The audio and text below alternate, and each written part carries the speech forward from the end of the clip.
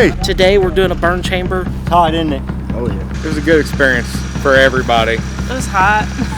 This is probably one of the hottest burn trailers I've done. It was like I've never experienced before. It was a lot hotter, a whole lot hotter. We're utilizing our overall skills that we've done for the last so many weeks. We're forcing a door, The rescue drags, we're using ventilation. fire behavior, fire attack, hose pull. We're basically putting all this together. Those minute things that you thought, they were just boring. They all just proved to you today that they all have to come together into one giant scenario. When the hose team's going in, the roof team's going up, and they're cutting their vent hole. What's your floor level? 200? There you go, guys. Sitting on that floor, it's 200 degrees. That's with ventilation and that's controlled.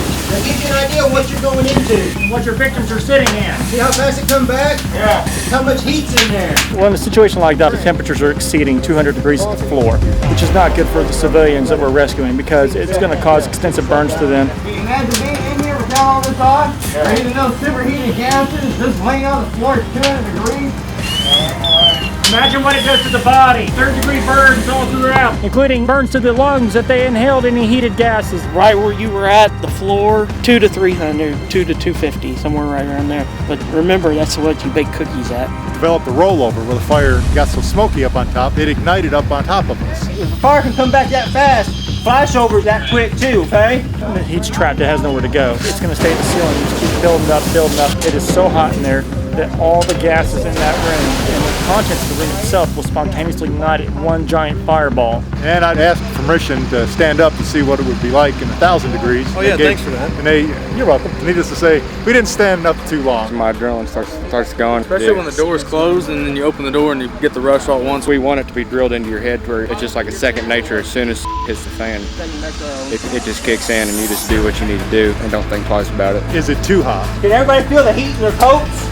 Because if you feel it through your gear, it's time to go. It's everything in that room is at the point of ignition. If it's that hot where you can feel it almost instantly, you got to get out, or the whole room's going to just burst in flame around you, and you'll be a statistic. When you're in a real structure fire, you'll never feel that because your adrenaline is running so fast that you won't even recognize that your coat and your stuff is that hot. You have to be thinking of your condition and your gear. It's only rated for so much. You have to keep this in the back of your mind.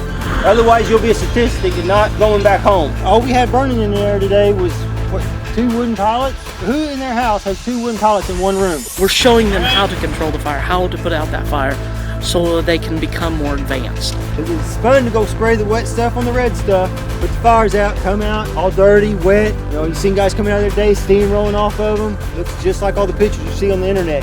Yeah, that's what we want to do, right? There's a lot more to it. So they know that they should vent over the fire instead of not over the fire. Because if they vent not over the fire, it might hurt their team when they're going in. Don't make yourself a victim. We are here to help our communities, but you have to remember, we're here helping them. You go in too far, you go too long, and you showed up with a crew of 6, and there ain't a backup crew yet, and there's 4 of you in there. There's nobody coming back for you. There can't be any bickering on the scene. You have to work as a team. It doesn't matter if you're interior, ventilation, exterior, grit, everybody has to be working together. You're going in there, it's basically a gamble. It's the biggest gamble you can make in your life right there. Everybody has to be looking out for each other. It's one big family.